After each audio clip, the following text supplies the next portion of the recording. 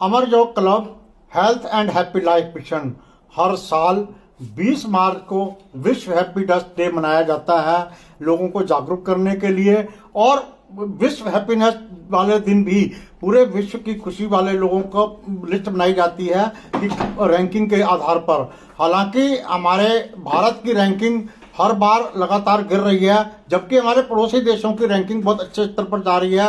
मैं उससे सहमत नहीं हूं, लेकिन फिर भी जो है मैं आपको यह बताना चाहता हूं कि हमारी भारत में जो फैली हुई नकारात्मकता, निराशा, उदासीनता है, उसके लिए काफी हद तक जो है हमारा धर्म, राजनीति और सोशल मीडिया, इन सब की वजह से भी भारत के लोगों को बहुत गुस्सा आता है।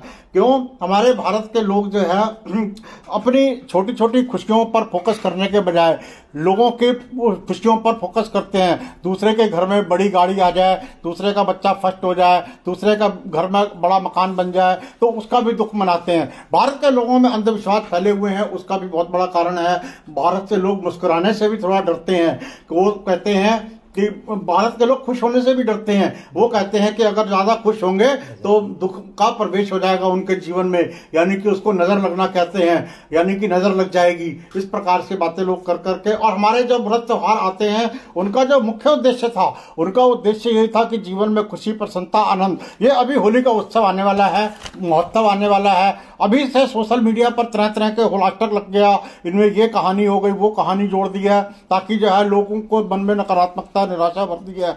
अगर मैं आपको ये लिस्ट दिखाऊंगा तो इसमें इतनी लंबी होलास्टर के ऊपर लिस्ट आई है कि आप ये काम नहीं कर सकते, जिसको पढ़ने के बाद आपको लगेगा कि ये वास्तव में इतनी निराशा, नकारात्मकता फैला रहे हैं। जबकि त्योहार हमारे देश में मनाए जाते हैं भाईचारा के लिए, आपसी रिश्तों को मजबूत करने के लिए और अपनी सामाजिक व्यवस्था को मजबूत करने के लिए, लेकिन तरह तरह की नकारात्मकता को बाजार में फैलाए रखते जाते हैं। भारत के लोगों की दुखी और उदास देश इसलिए बना रही है कि हमारे लोग छोटी छोटी खुशियों को नजरअंदाज करके चमक दमक के पीछे दौड़ना शुरू कर देते हैं और अपने आसपास के लोगों से ईर्ष्या करना और बदला लेना शुरू कर देते हैं। हमारे देश के लोग किसी चीज को पाने की चाहत और किसी चीज की जरूरत के बीच के फर्क को नहीं समझ पाते। चाहत पूरी होने के बाद भी लोगों के अंदर बेचैनी बनी रहती है, जबकि जरूरत पूरी होने पर भी थोड़े समय के लिए सही लेकिन संतोष मिलता है। हम ऐसे मुद्दों पर ध्यान बहुत ज्यादा केंद्रित करते हैं जिससे हमारे देश का समय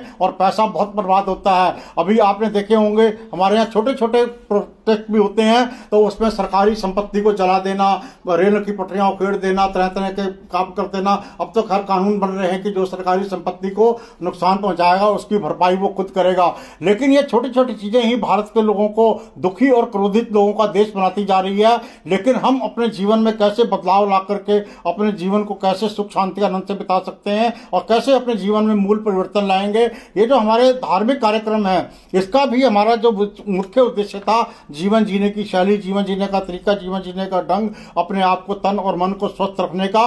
लेकिन आज हमको उसका लाभ भी नहीं मिल पा रहा। उसका असली लाभ ना मिलने के कारण भी यही है कि उसके अंदर बहुत सारे जो कथावाचक हैं जो मुद्दे की बात है उसको ना करके इधर उधर की बातें करके टाइम को बर्बाद करते हैं और युवाओं को प्रेरित करते हैं कि हम इस प्रकार की अगर बातें ना करें तो हमारे युवाओं को जो धार्मिक, शारीरिक, मानसिक और आध्यात्मिक लाभ मिलना चाहिए था वो अभी भी नहीं मिल पा रहा सही ढंग से। उसमें फिर एक बार सुधार, परिवर्तन लाने की जरूरत है। अगर एक बार हमने थोड़ा सा भी इसमें परिवर्तन लाया तो हमारे जीवन में ये क्रांति घटित हो सकती है। हम हमेशा दूसरों को बदलने की बात करते हैं, दूसरों के बारे में बात करते हैं, जबकि हमको पूरा बदलाव, पूरी परिवर्तन, पूरी क्रांति हमको अपने अंदर लानी चाहिए। और हमको कई बार लगता है कि हमारे देश में कुछ भी अच्छा नहीं हो रहा, हमारे देश में बहुत कुछ अच्छा भी हो रहा है, बहुत सारी अच्छी चीजें भी हैं। तो मीडिया को इन सब चीजों को भी बहुत हाईलाइट करना चाहिए। हमारे देश के लोग बचत करने में के मामले में नंबर 1 है। अभी भी, आज भी हमारे किसी भी देश से हमारी अर्थव्यवस्था बहुत अच्छी है। उसका कारण यह है कि भारत के लोगों के अंदर बचत करने की जो विचार है वो बहुत अच्छा है और लोग विचार काफी हद तक और अभी भी हमारे दिमागों में धर्म के प्रति जो सेवा भाव है वो भी हमको लोगों से अलग बना रही है, लेकिन फिर भी हमको बहुत सुधार लाने की आवश्यकता है। तभी हमारा जो रैंकिंग सुधर सकती है कि भारत खुश और खुशहाल देशों के और सुखी देशों में कैसे आगे बढ़ेगा, इसकी पूरी चर्चा करेंगे। अंधविश्वास और केवल धार्मिक कार्यक्रमों में भी नहीं होता, लेकिन जब हम कई बार अंधविश्वास पाखंड की बात करते हैं तो लोग सीधा उसको धार्मिकता की तरफ ले जाते हैं। विज्ञान में भी होता है अंधविश्वास। विज्ञान के बारे में अगली बार चर्चा करेंगे कि किस प्रकार से विज्ञान